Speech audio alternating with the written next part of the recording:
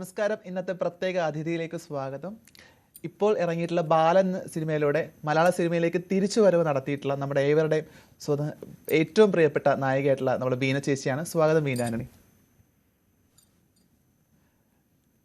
നമ്മളീ പറഞ്ഞതുപോലെ എനിക്ക് തോന്നുന്നു ഒരു പക്ഷേ മലയാള സിനിമയിലേക്ക് കുറച്ചും കൂടി ഒരു കാലഘട്ടത്തിന് ശേഷം ഒരു വലിയൊരു കഥാപാത്രം എടുത്തു പറയേണ്ടത് ഷംന എന്ന കഥാപാത്രം എന്നുള്ള ബാലൻ സിനിമയിൽ ഏറ്റവും വലിയ പ്രധാനപ്പെട്ട കഥാപാത്രമാണ്. എനിക്ക് തോന്നുന്നു ചിദംബരമായിട്ടുള്ള വലിയൊരു അടുപ്പത്തിൻ്റെ പേരിലാണ് ഒരു പക്ഷേ ആ സിനിമ കിട്ടിയിട്ടുള്ളത്. എങ്ങനെയുണ്ടായിരുന്നു ആ ഒരു എക്സ്പീരിയൻസ്?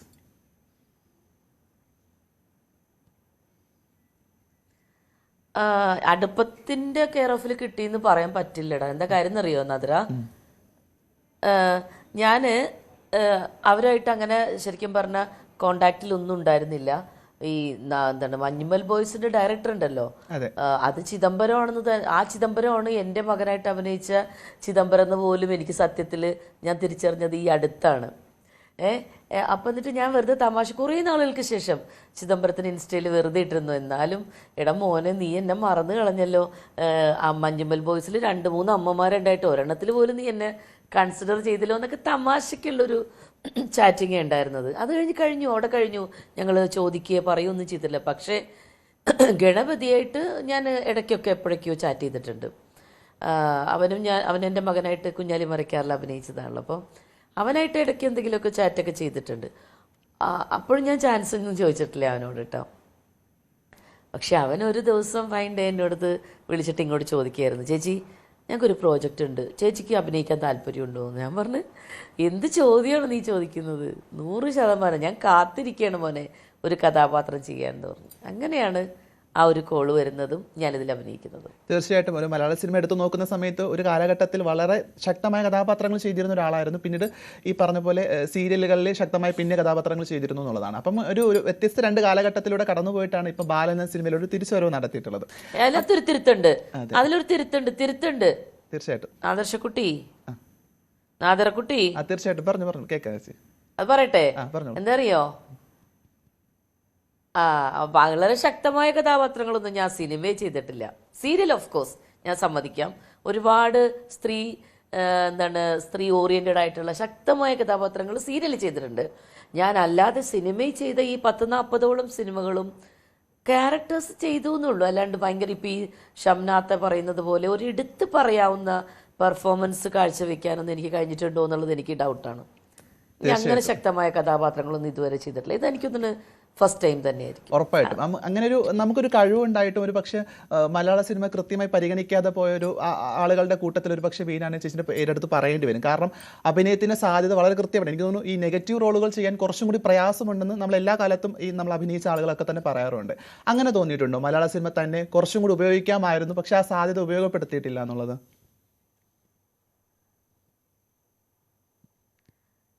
അത് ആ ഒരു പ്രയോഗമല്ല, എന്നെ ഉപയോഗപ്പെടുത്തിയില്ല എന്നൊന്നുമല്ല.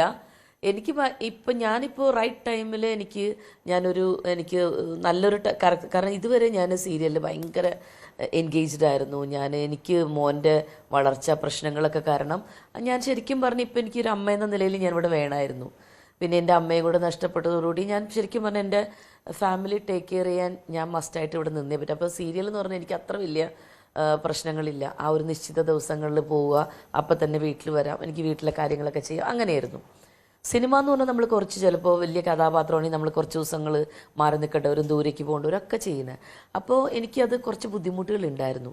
ഞാൻ ട്രൈ ചെയ്തിട്ടുമില്ല, മനസ്സിലായി. ഞാനൊരിടയ്ക്ക് ഇങ്ങനെ വന്നതിന് ശേഷം പിന്നെ ഞാൻ ഒരിക്കൽ പോലും അതിലേക്ക് തിരിഞ്ഞു നോക്കാൻ എനിക്കൊരു അവസരം കിട്ടിയിട്ടും ഉണ്ടായിരുന്നില്ല. അപ്പോൾ ഇത് ശരിക്കും പറഞ്ഞാൽ ഒരു റൈറ്റ് ടൈമിലാണ് എനിക്ക് ഗണപതി, ഒരു വിഘ്നേശ്വരൻ്റെ രൂപത്തിൽ ഗണപതി തന്നെ എനിക്കത് ബ്രേക്ക് ചെയ്തിട്ട് എനിക്കിങ്ങനെ ഒരു ക്യാരക്ടർ തന്നത്. അപ്പോൾ അതുകൊണ്ട് ഞാൻ അതിൽ റിഗ്രറ്റ് ഒന്നും ചെയ്യുന്നില്ല. ഇനി എനിക്ക് കിടക്കുകയല്ലേ സമയം. കാരണം നല്ല സീരിയസ് അല്ലെങ്കിൽ നല്ല ക്യാരക്ടർ റോൾസ് ചെയ്യാൻ ഇനി എന്തുമാത്രം ടൈം കിടക്കുന്നു. അപ്പം ഇനി വരും എന്നാണ് എൻ്റെ ഒരു വിശ്വാസം, പ്രാർത്ഥന. അത് കഴിവുകൾക്ക് അപ്പുറത്തേക്ക് നമുക്കൊരു സമയം എന്നുള്ളത് വലിയൊരു കാര്യമാണ് ചേച്ചി. ഒരു പക്ഷേ അത് പറഞ്ഞിട്ടുമുണ്ട് പലയിടത്തും, സമയം കുറച്ചും കൂടി കൃത്യമായി വരുന്ന സമയത്തായിരിക്കും നമുക്കൊരു ഭാഗ്യം കൊണ്ട് അവസരങ്ങൾ കിട്ടുന്നതെന്നുള്ളത്.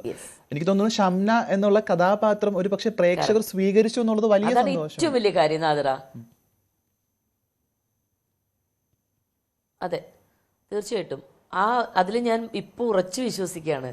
സമയം ആണ് ഏറ്റവും, ഒരു മനുഷ്യൻ്റെ ടൈമിലാണ് നമ്മുടെ എല്ലാ കാര്യങ്ങളും ഇരിക്കുന്നത്. നമ്മൾ ആ കൃത്യമായിട്ട് നമ്മളെ ചൂസ് ചെയ്യാനും നമ്മളെ വിളിക്കാനൊക്കെ ഒരു തോന്നുന്നൊരു ടൈം ഉണ്ടല്ലോ, അത് വലിയൊരു ഇമ്പോർട്ടൻറ്റ് കാര്യമാണ്. അതാണ് വലിയ ഫാക്ടർ.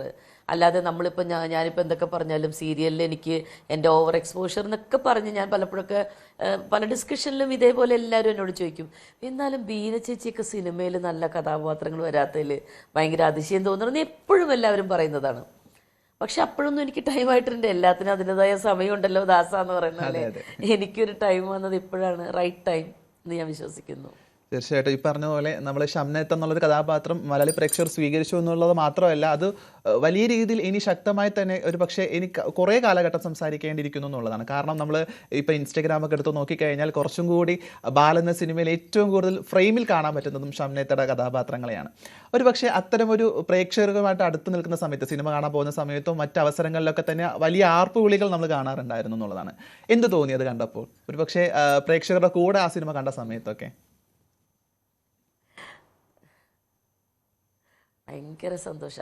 അതാണ് എന്നെ ഏറ്റവും കൂടുതൽ ആ കഥാപാത്രത്തിൻ്റെ അക്സെപ്റ്റൻസ്, അത് അവരെ അത്രമാത്രം നമ്മുടെ പ്രേക്ഷകരെ മനസ്സിലേക്ക് ഇടിച്ച് കയറിയിട്ടുണ്ട് എന്ന് ഞാനത് ഫീൽ ചെയ്യുന്നത് എൻ്റെ പ്രിവ്യൂ ഷോ കഴിഞ്ഞിട്ട് ഞാൻ പുറത്തിറങ്ങിയപ്പോഴും ഉണ്ടായിരുന്ന എൻ്റെ ഷംനാത്താന്ന് വിളിച്ചപ്പോൾ കേട്ട ഒരു ഹരവും ആ ഒരു ബഹളമൊക്കെ എനിക്ക് അപ്പോഴാണ്, അയ്യോ ഈശ്വര എൻ്റെ ഷംനാത്ത ആളുകളിലേക്ക് എത്തിയിട്ടുണ്ട്, അവരതിനെ അക്സെപ്റ്റ് ചെയ്തു എന്ന് ഞാൻ അറിഞ്ഞത്. അതൊരു ഭയങ്കര എന്താ പറയുക, ഒരു കലാകാരിയെ സംബന്ധിച്ചിടത്തോളം ഏറ്റവും സന്തോഷം തരുന്ന ഒരു നിമിഷമാണ്.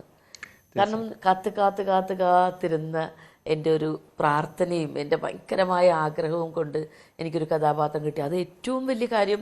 ഒരു കഥാപാത്രം കിട്ടുക എന്നല്ല, അത് ആ പടം ഓടുക, ആ കഥാപാത്രം ശ്രദ്ധിക്കപ്പെടുക, ഈ രണ്ട് കാര്യമുണ്ട്.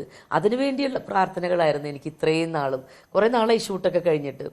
ഞാനിങ്ങനെ മനസ്സിൽ എന്നും എൻ്റെ ഒരേ ഒരു പ്രാർത്ഥന, ഈ പടം നന്നായിട്ട് ഓടണം, ഒരുപാട് പേരിൽ കാണണം, അത് എൻ്റെ കഥാപാത്രം ശ്രദ്ധിക്കപ്പെടുകയും വേണം. അതാണ് എനിക്ക് സന്തോഷം ഒരുപാട് തന്നത്. ഒരുപാട് പേര് ആ ഒരു ഇതിൽ നിന്നൊക്കെ ഞാൻ മനസ്സിലാക്കിയത്. ഇപ്പോൾ തിയേറ്റർ എക്സ്പീരിയൻസ് ഇതിന് വേണ്ടിയിട്ട് ഞങ്ങൾ പോയിട്ടുണ്ടായിരുന്നു 1-2 തിയേറ്ററിലൊക്കെ. അപ്പോൾ പടം കഴിഞ്ഞിട്ട് ഷംനാത്ത വെൻചിച്ചി എന്ന് പറയുമ്പോഴും ഈ പറഞ്ഞ പോലെ ഭയങ്കര ഒരു റിയാക്ഷനായിരുന്നു. തീർച്ചയായും ഒരുപാട് സന്തോഷം. ഒരുപക്ഷെ അടുപ്പമുള്ള മനുഷ്യരെ സംബന്ധിച്ച് ഇപ്പം ബീന ചേച്ചിയുമായിട്ട് എനിക്കുള്ള ഒരു അടുപ്പം വലിയൊരു സന്തോഷമുള്ള ഒരു കാര്യമാണ്. കാരണം ആ പടത്തിലേക്ക് ഷംനത്ത് എന്നുള്ള കഥാപാത്രം അസാധ്യമായിട്ട് അഭിനയിക്കാൻ ഒരു പക്ഷേ ബീന ചേച്ചിക്ക് സാധിച്ചു എന്നുള്ളതാണ്. ഇപ്പോഴും മനസ്സിൽ തങ്ങി നിൽക്കുന്ന കഥാപാത്രമായിട്ട് തന്നെ അതിപ്പോൾ ജീവിക്കുന്നുണ്ടെന്നുള്ളതാണ്. ഒരു പക്ഷേ ആ സിനിമയുടെ സെറ്റിനകത്ത് വളരെ കംഫർട്ടബിൾ ആയിട്ട് അഭിനയിക്കാൻ സാധിച്ചു എന്നുള്ളതാണ്. ഒരു പക്ഷേ ഗണപതിയും ചിദംബരവും ഒക്കെ വളരെ കുട്ടിയായിരുന്ന സമയത്ത് ഒപ്പം ലൈഫിനൊരു ജേണിയിൽ ഉണ്ടായിരുന്ന ആൾക്കാരാണ്. എങ്ങനെ ഉണ്ടായിരുന്നു ആ കംഫർട്ട് സോണിനെ നമുക്കത് സിനിമയുടെ കഥാപാത്രത്തിലെ ഒരു കംഫർട്ടബിൾ അഭിനയത്തിന് സാധ്യത ഒരുക്കിയിട്ടുണ്ടായിരുന്നു? തീർച്ചയായിട്ടും അത് വലിയൊരു ഘടകമാണ്. ഇപ്പോൾ ജോഷി സാറിനെ പോലെയോ അങ്ങനെ, അല്ലെങ്കിൽ സത്യനന്ദിക്കാട് സാറിനെ പോലെയൊക്കെയുള്ള വലിയ മഹാരഥന്മാരായിട്ടുള്ള ഒത്തിരി സീനിയേഴ്സ് ആയിട്ടുള്ള ഡയറക്ടേഴ്സ് ആണെങ്കിൽ എനിക്ക് ചിലപ്പോൾ ഇത്ര ഒരു കംഫർട്ട് സോൺ കിട്ടണമെന്നില്ല. ഞാൻ കുറേയും കൂടി ഭയക്കും. പക്ഷേ പിള്ളേരായതുകൊണ്ട് എനിക്ക് ശരിക്കും പറഞ്ഞാൽ നല്ല ഫ്രീഡം ഉണ്ടായിരുന്നു. ആദ്യം ഇത്തിരി അല്ലാതെ തന്നെ എനിക്ക് പേടിയുണ്ടായിരുന്നു. ഇത്ര വർഷത്തിന് ശേഷം സിങ് സൗണ്ടാണെന്ന് പറഞ്ഞപ്പോഴും പിന്നെ ഇത് ഒറ്റ ഷോട്ടിൽ എടുക്കണം എന്നൊക്കെ പറഞ്ഞപ്പോൾ എനിക്ക് കുറേ ഭയങ്കര ഒരു ടെൻഷനൊക്കെ ഉണ്ടായിരുന്നു. പക്ഷെ അതെല്ലാം ഓവർകം ചെയ്തു. എനിക്ക് കുറേ നല്ല റിഹേഴ്സലും ഒക്കെ തന്നു. പിന്നെ ഈ പിള്ളേരായതുകൊണ്ട് അത് വേറൊരു വൈബിലാണ് കുട്ടികൾ അവിടെ വളരെ സീരിയസ് ആയിട്ടാണ് ഇതിനെ അപ്രോച്ച് ചെയ്യുന്നത്. അത് വേറെ കാര്യം. ഗണപതി ആണെങ്കിലും ചിദംബരം ഒക്കെ ആണെങ്കിലും വളരെ ഇതിൻ്റെ സമയത്തൊക്കെ അവർ വളരെ സീരിയസ് ആയിട്ടാണ് ഓരോ കാര്യങ്ങളെയും വ്യക്തമായിട്ട് എത്ര കണ്ട് അതിൻ്റെ കുറവുകളും കാര്യങ്ങളും ഒക്കെ തിരുത്തിയല്ലേ അവർ ഷൂട്ട് ചെയ്യുന്നത്. പക്ഷേ ഈ മക്കളുടെ ഇതുള്ള ആ പിള്ളേരായതുകൊണ്ട് എനിക്കെന്തോ അതൊരു വലിയൊരു കംഫർട്ട് സോണാണ്. നാദര പറഞ്ഞ പോലെ എനിക്കതൊരു നല്ലൊരു അറ്റ്മോസ്ഫിയർ, ഭയങ്കര ഫ്രീഡം ആയിരുന്നു. തീർച്ചയായിട്ടും. അപ്പൊ ആദ്യത്തെ ആ ഒരു കടമ്പ അങ്ങനെ ഞാൻ ഈസി ആയിട്ട് കടന്നു എന്ന് പറയാം. തീർച്ചയായിട്ടും. ഒരു സിനിമയിലെ ഒരു നല്ല അഭിനയം കാഴ്ചവെക്കുന്ന സമയത്ത് കൂടെ അഭിനയിച്ച മുൻപുണ്ടായിരുന്ന ആളുകളോ അല്ലെങ്കിൽ നമ്മുടെ മലയാള സിനിമയിൽ മറ്റു പ്രമുഖരോ ഒക്കെ ഒരു പക്ഷേ വിളിച്ച് അഭിനന്ദിക്കുന്ന ഒരു സാധ്യതയൊക്കെ നമ്മൾ പലപ്പോഴും കാണാറുണ്ട്. അങ്ങനെ ഒരു ആരെങ്കിലും വിളിക്കുകയോ ആശംസ പറയുകയോ അല്ലെങ്കിൽ അഭിനയത്തിന്റെ കൺഗ്രാജുലേഷൻസ് പറയുകയോ ഒക്കെ ചെയ്തിട്ടുണ്ടായിരുന്നോ? ഒത്തിരി പേര് വിളിച്ചു. ഒത്തിരി പേര് വിളിച്ചു എന്നെ. ഞാൻ ഇതുവരെ വർക്ക് ചെയ്യാത്ത ആർട്ടിസ്റ്റുകൾ, പിന്നെ ടെക്നീഷ്യൻസ്, പിന്നെ എൻ്റെ ഇൻസ്റ്റയിൽ ഒരുപാട് പേരുടെ ഞാനിപ്പോൾ യാതൊരു കോണ്ടാക്ട്, കാരണം ഞാൻ പുതിയ തലമുറയായിട്ടൊന്നും എനിക്ക് അത്ര ഞാൻ അസോസിയേറ്റ് ചെയ്തിട്ടില്ലല്ലോ, ഞാൻ എത്രയോ വർഷം മുന്നേ അഭിനയിച്ചതാണ്. അപ്പോൾ അങ്ങനെ ഒരുപാട് പേരുടെ എനിക്ക് സോഷ്യൽ മീഡിയയിൽ നിന്നാണെങ്കിലും വേറെ വേറെ പല പല മാധ്യമങ്ങളിൽ നിന്നാണെങ്കിലും എൻ്റെ ഫാൻസ് ആണെങ്കിലും എൻ്റെ കോ ആർട്ടിസ്റ്റുകളാണെങ്കിലും വളരെ എക്സൈറ്റഡ് ആയിട്ടാണ് വിളിക്കുന്നതും പറയുന്നതും. ഓ ബീന ചേച്ചി ഞങ്ങൾക്ക് ഭയങ്കര സന്തോഷം. അതിൻ്റെ കൂടെ പറയുന്നൊരു കാര്യമുണ്ട്, ഒത്തിരി സന്തോഷം തോന്നി. കാരണം ചേച്ചിയൊക്കെ ഇങ്ങനെ ഒരു കഥാപാത്രത്തിൽ ചെയ്ത് കാണാൻ ഒരുപാട് ആഗ്രഹിച്ചിരുന്നു എന്നും പറഞ്ഞാണ് എല്ലാവരും പറഞ്ഞത്. അപ്പോൾ അതെനിക്ക് ഭയങ്കര ഒരു സന്തോഷമാണ്. ഒത്തിരി കോഴ്സ് വന്നു, എനിക്ക് പേരെടുത്ത് ഞാൻ പറയണതിൽ ഒരുപാട് ആർട്ടിസ്റ്റുകളായിട്ടും ഒക്കെ. ഫസ്റ്റ് നമ്മുടെ ഷോ കഴിഞ്ഞിട്ട് ആസിഫ് അലി പറഞ്ഞത് തന്നെ, ചേച്ചി ഇനി ധൈര്യമായിട്ടിരുന്നോ, ഒരുപാട് കോളുകൾ ചേച്ചിക്ക് വരേണ്ടി വരും. അങ്ങനെ ഒരുപാട് ആർട്ടിസ്റ്റുകളും നമുക്കൊരു പ്രതീക്ഷയാണ്. ഒരു സിനിമ കഴിഞ്ഞാൽ നമുക്ക് ഈ സിനിമയുടെ കഥാപാത്രം വളരെ വിജയകരമായിട്ട് പ്രേക്ഷകരുടെ ഇടയിൽ സംസാരിച്ചു കഴിഞ്ഞാൽ പിന്നീട് അടുപ്പിച്ച് നമുക്കൊരു സിനിമ അവസരങ്ങളുടെ സാധ്യത വളരെ കൂടുതലാണ്. ഒരു പക്ഷേ മലയാള സിനിമ അങ്ങനെ കുറേ ആളുകളെ രക്ഷപ്പെടുത്തിയ ഒരു കാഴ്ച നമ്മൾ കണ്ടിട്ടുമുണ്ട്. അപ്പോൾ അങ്ങനെ ഒരു പ്രതീക്ഷയുടെ വക്കീലാണ് ഒരു പക്ഷേ ബീന ചേച്ചി ഇപ്പോൾ ഉള്ളതാണെന്ന് ഞാൻ മനസ്സിലാക്കുന്നത്. അത് വലിയൊരു സന്തോഷമല്ലേ? തീർച്ചയായിട്ടും 100% ഞാൻ ഒരുപാട് ആഗ്രഹിക്കുന്നു. എനിക്കിനി ഇതുപോലുള്ള വെറൈറ്റി കഥാപാത്രങ്ങൾ ഇനിയും എന്നെ തേടി വരും എന്ന് ഞാൻ 100% വിശ്വസിക്കുകയാണ്, പ്രാർത്ഥിക്കുകയാണ്. പിന്നെ എല്ലാവരുടെയും, നിങ്ങളുടെ എല്ലാവരുടെയും സ്നേഹവും പ്രാർത്ഥനയും ബ്ലെസ്സിങ്സും ഒക്കെ കൂടി ഉണ്ടല്ലോ. അപ്പോൾ തീർച്ചയായിട്ടും എന്നെ കൺസിഡർ ചെയ്യും എന്ന് ഞാൻ വിശ്വസിക്കുന്നു. തീർച്ചയായിട്ടും ഇപ്പൊ ഈ സീരിയൽ അഭിനയത്തിൽ ഒരുപക്ഷെ കുറേ കാലം, ഒരു നീണ്ട വർഷം അവിടെ ഒരു ലൈഫ് കടന്നുപോയ ഒരാളാണ് ബീന ചേച്ചി. ഒരു പക്ഷേ ശക്തമായ നെഗറ്റീവും പോസിറ്റീവും ഒക്കെ ഉള്ള അഭിനയങ്ങൾ കാഴ്ചവെച്ച് നമ്മുടെയൊക്കെ മനസ്സിൽ എപ്പോഴും എല്ലാ കാലത്തും ഉള്ള ഒരാളാണ്. ഒരു സീരിയൽ അഭിനയം ആയിരുന്നു ഒരു പക്ഷേ സിനിമയിൽ അവസരങ്ങളുടെ എണ്ണം കുറച്ചതായിട്ട് എപ്പോഴെങ്കിലും തോന്നിയിട്ടുണ്ടോ?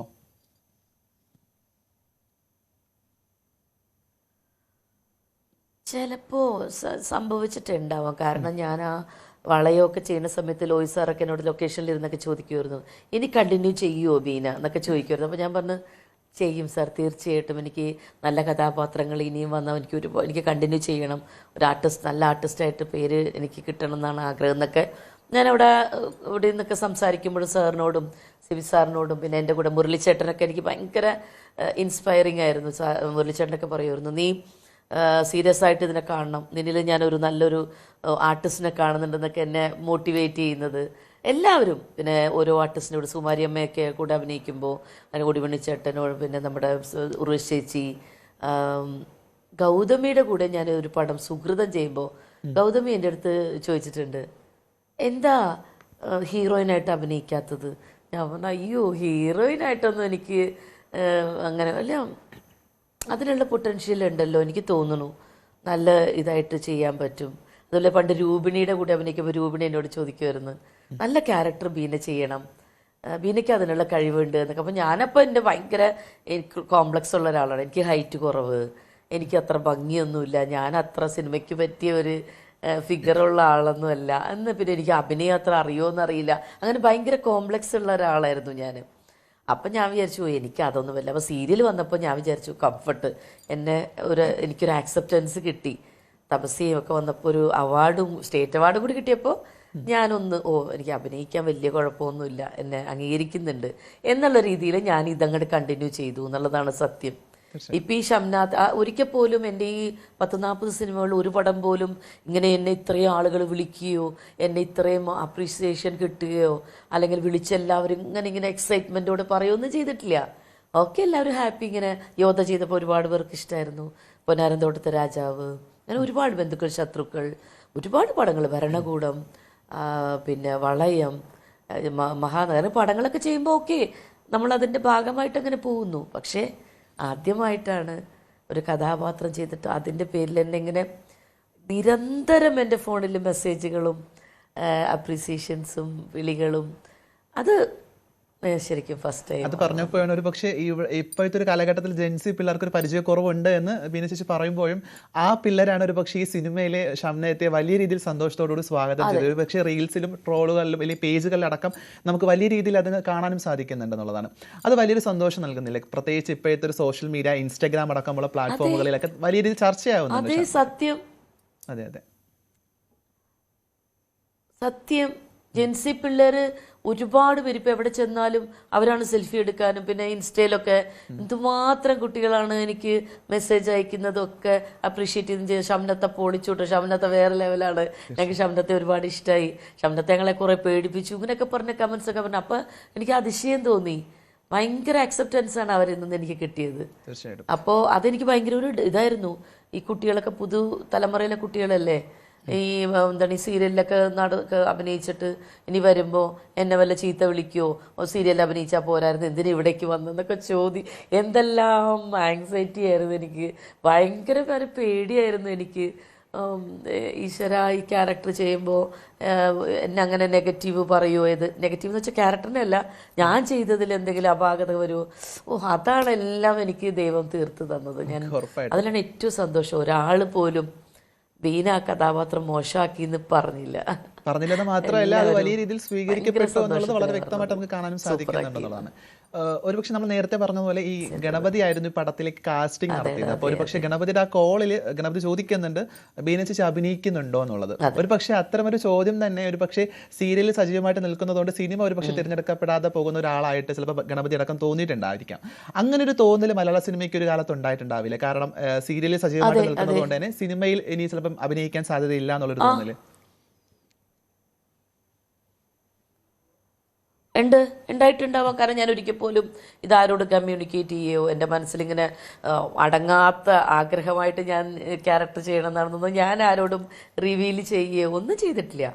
അപ്പോൾ ചിലപ്പോൾ ഇവരൊക്കെ തന്നെ വിചാരിച്ചിട്ടുണ്ടാവും, അവരെപ്പോഴും സീരിയലിലാണ്, എപ്പോൾ നോക്കിയാലും സീരിയലിടാം, അപ്പോൾ അവരതുമായിട്ട് കംഫർട്ടായിട്ട് പോവാണ് എന്ന് ചിലപ്പോൾ വിചാരിച്ചിട്ടുണ്ടാവാം. എനിക്കറിയില്ല കേട്ടോ, ചിലപ്പോൾ അങ്ങനെയും തോന്നിയിട്ടുണ്ട്. അതുകൊണ്ടായിരിക്കാം ചിലപ്പോൾ എന്നെ ഒരിക്കലും കൺസിഡർ ചെയ്യാത്തത്.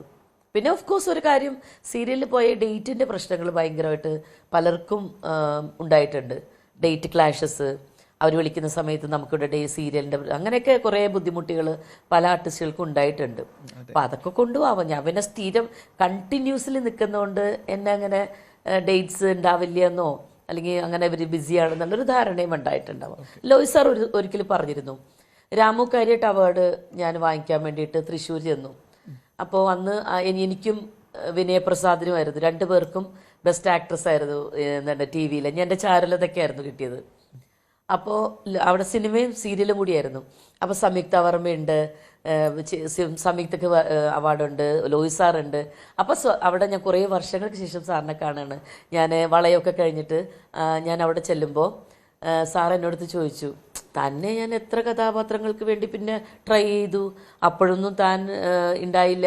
ഞാനപ്പോൾ സങ്കടം പറഞ്ഞു, സാറേ എനിക്ക് സാറിൻ്റെ ആ വളയം കഴിഞ്ഞിട്ട് ഒരു നല്ല കഥാപാത്രം ചെയ്യാൻ പറ്റി. എനിക്ക് വിഷമമുണ്ട്, ഉള്ളിൽ ഭയങ്കര സങ്കടമൊക്കെ ഉണ്ട്, പക്ഷേ എനിക്ക് ഡേറ്റും ഉണ്ടായില്ല.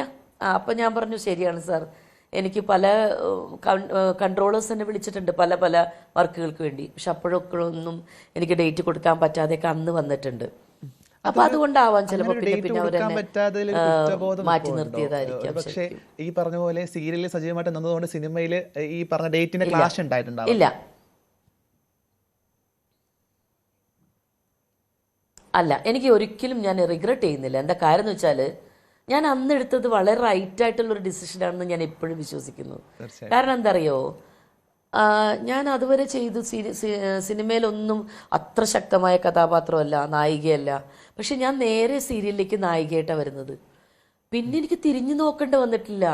എല്ലാം നല്ല നല്ല ശ്രീകുമാരൻ തമ്പി സാർ ഒരു 10 കഥ, 10 നായികമാരിൽ ഒരു നായിക, ബാക്കി ആരൊക്കെയാ? ശാന്തികൃഷ്ണ, ശ്രീവിദ്യാമ്മ, ലളിത ചേച്ചി, ഇങ്ങനെയാണ് കൺസിഡർ ചെയ്ത്. അതിലൊരാൾ എന്നെയായിരുന്നു കൺസിഡർ ചെയ്ത്.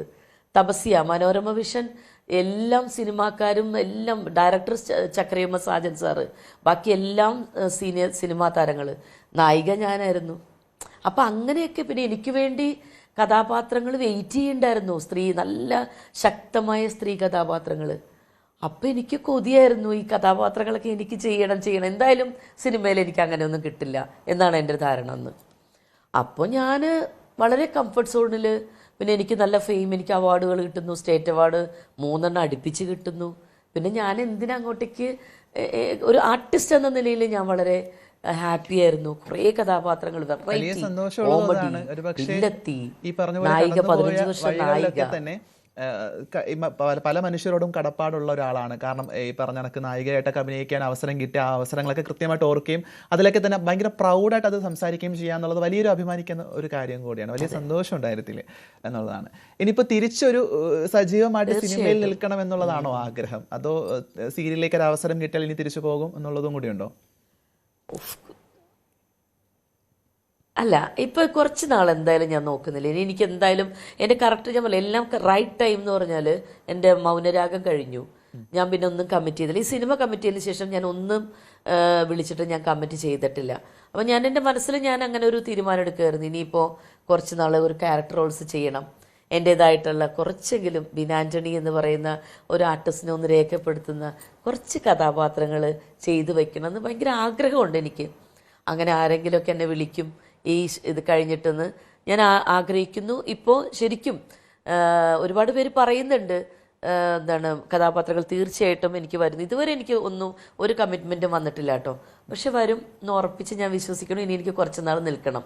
ഞാൻ അതുകൊണ്ട് കുറച്ച് നാൾ സീരിയലിൽ 35 വർഷം സീരിയൽ ചെയ്തതല്ലേ, അപ്പൊ അതുകൊണ്ട് ഇനി കുറച്ച് നാൾ സിനിമ ചെയ്യാം. ഒരുപക്ഷെ ഈ ഷംനത്ത് ആഗ്രഹിക്കുന്നു. നമ്മുടെ പ്രേക്ഷകരുടെ മനസ്സിൽ വലിയ രീതിയിൽ ഭയങ്കരമായിട്ട് അതിജീവിക്കുന്ന ഒരാളായിട്ട് തന്നെ കാണാനും സാധിക്കുന്നുണ്ടെന്നുള്ളതാണ്.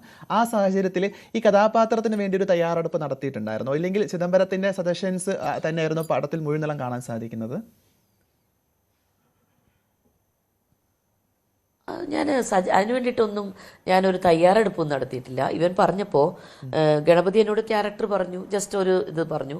അത് ഞാൻ അവിടെ അഭിനയിക്കുമ്പോൾ ഞാൻ ആക്ച്വലി ആദ്യം ആ ഒരു നെഗറ്റീവ് ഷെയ്ഡല്ലേ എന്ന് ഓർത്തിട്ട് ആ ജയിൽ സീനിൽ കുറച്ചും കൂടി ഒരു ഇങ്ങനെയൊക്കെ ഒരു ഭയങ്കരമായ ഒരു ഇതിലൊക്കെ അങ്ങനെയൊക്കെ ചെയ്തു. അപ്പോൾ ചിദംബരം എന്നെ കൺട്രോൾ ചെയ്തിട്ട് പറഞ്ഞു, വേണ്ട വേണ്ട ചേച്ചി, അത്ര ഒരു ഇത് വേണ്ട ചേച്ചി, ഒന്നും കൂടി ഒന്ന് കൺട്രോൾ ചെയ്തിട്ട് ഒരു നോർമലി ഉള്ള ഒരു ആ രീതിയിൽ ഒന്ന് ചേച്ചി മഞ്ഞുമ്മലൊക്കെ സംസാരിക്കുന്ന പോലെ അങ്ങനെയൊക്കെ സംസാരിക്കാൻ പറഞ്ഞു, അത്ര മതി, അല്ലാണ്ട് ഭയങ്കര ഒരു ഇത് വേണ്ട.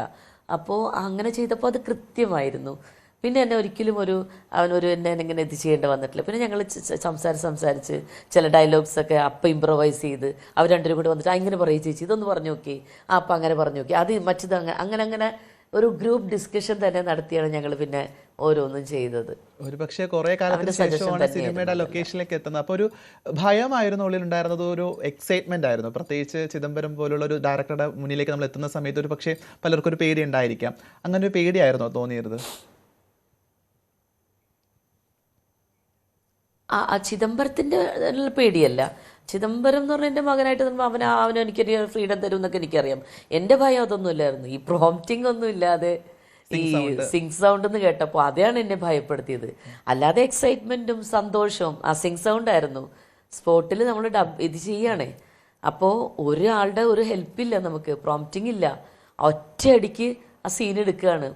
എന്നോട് അസോസിയേറ്റ് പറഞ്ഞത് നമുക്കപ്പോൾ ആ സീൻ നമുക്ക് ഒറ്റയടിക്ക് അങ്ങോട്ട് ആദ്യം പോവാം അല്ലേ. ഞാൻ പറഞ്ഞു ആ പോവാം. ഞാനാ ടീച്ചറ, അതിലാണെങ്കിൽ ഷംനത്തെ മാത്രമേ ആദ്യം സംസാരിക്കുന്നുള്ളൂ, മറ്റേ നായിക ഫർസു ആദ്യമൊക്കെ അതിൽ അതെ അങ്ങനെയൊക്കെ പറയണുള്ളൂ. അപ്പം എനിക്കൊരു ഭയങ്കര പേടിയാണ്. പക്ഷേ എന്നെ അവർ കംഫർട്ടാക്കി കുറേ നമുക്ക് റിഹേഴ്സലൊക്കെ തന്നു. പിന്നെ ഞാൻ ഒരു 1-2 ടേക്കൊക്കെ കഴിഞ്ഞപ്പോഴേക്കും ഞാനൊന്ന് ആ ട്രാക്കിലേക്ക് വീണു. പിന്നെ എനിക്ക് കോൺഫിഡൻസ് ആയി, പേടിയൊന്നും ഉണ്ടായില്ല. ഉറപ്പായിട്ടും അത് ആദ്യമൊന്നും ഞാൻ പകച്ചുപോയി. 3ാമത്തെ പ്രാവശ്യം ആ വീടൊക്കെ എത്തിയപ്പോഴേക്കും ഞാൻ കുറച്ചൊന്ന് ഇതിലായി ശരിക്കും. ഉറപ്പായിട്ടും ഇപ്പൊ ഈ പറഞ്ഞതുപോലെ മഞ്ഞുമൽ ബോയ്സ് അടക്കമുള്ള വലിയൊരു ചിത്രത്തിന്റെ ഭാഗമായിട്ട് അതൊക്കെ ബോക്സ് ഓഫീസിൽ വലിയ കളക്ഷൻ ഉണ്ടാക്കിയതിനപ്പുറത്തേക്ക് ഇന്ത്യൻ സിനിമ സംസാരിക്കുന്ന ഒരു കഥ ആയിട്ട് മാറിയിട്ടുണ്ടായിരുന്നു. അതുപോലെ തന്നെ ബാലൻ മാറും എന്നുള്ള വലിയൊരു പ്രതീക്ഷ നമുക്ക് എല്ലാവർക്കും ഉണ്ട്. വലിയ സന്തോഷമുണ്ട്. ഒരു പക്ഷേ ബാലൻ കാണാത്ത പ്രേക്ഷകർ ഇത് സിനിമ കൃത്യമായി പോയി തിയേറ്ററിൽ കാണണം എന്നുള്ളതാണ്. കാരണം ഇതിന്റെ സിനിമാറ്റോഗ്രാഫി മാത്രമല്ല കഥയ്ക്കും വലിയൊരു സ്പേസ് മലയാള സിനിമയ്ക്കകത്തുണ്ട് എന്നാണ് മനസ്സിലാക്കാൻ ശരിക്കും. അതെ അതെ അതെ. അപ്പൊ എന്തായാലും വലിയ സന്തോഷമുണ്ട് നമ്മുടെ ഈ പ്രത്യേക അഭിമുഖത്തിൽ ബീന ചേച്ചിയുമായിട്ട് സംസാരിക്കാൻ സാധിച്ചത്. നമ്മുടെ സമയക്കുറവ് മൂലം നമ്മൾ ഈ അഭിമുഖം അവസാനിക്കുന്നു. ഒത്തിരി സന്തോഷത്തോടു കൂടി നന്ദി, നമസ്കാരം.